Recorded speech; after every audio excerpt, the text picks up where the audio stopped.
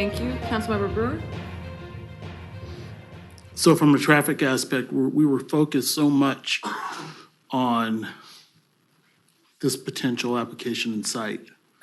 But looking at the traffic mitigation issues in and around that corner, that northern corner of East Ogden Boulevard and Grant Line Road, has there been any discussion or studies that looks at possibly widening that particular juncture, given the 5-lane bottleneck that is there?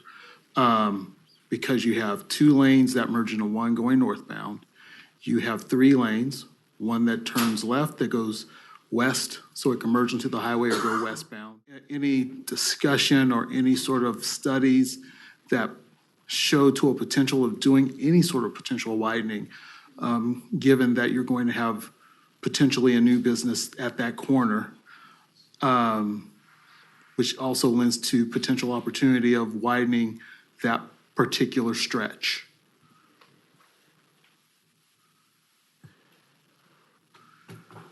Yeah, so there was an analysis prepared for the project. What it identifies is the necessity for extension of those northbound receiving lanes.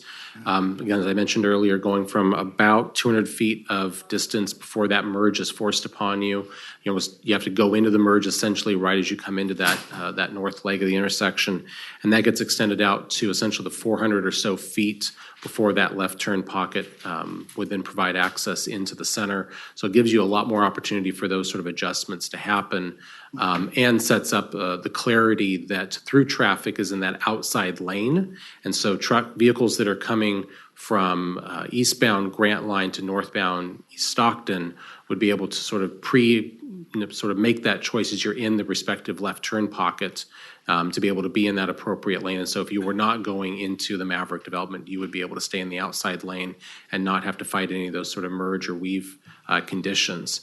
The other analysis identified here is certainly the widening of that intersection on the project frontage itself and providing the dedicated exclusive right turn condition that is a free right turn, so there is not traffic backing up in that lane.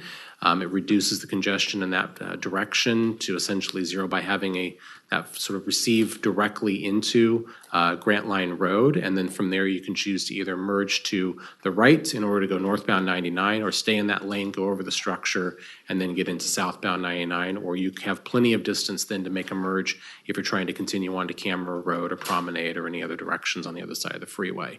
So yes, we've analyzed that. There's materials provided in the packet that discuss it, and so we believe it addresses the traffic concerns of that area. Certainly, there are existing conditions that exist out there, not necessarily the project's responsibility to address all of those things. And again, the general plan speaks to the condition of the road in general plan build-out terms as a 2-lane facility. That was identified and incorporated into the general plan in 2019. And there's been we've talked about that a little bit this evening. And so from that perspective, the project remains consistent. Thank you, Mr. Jordan.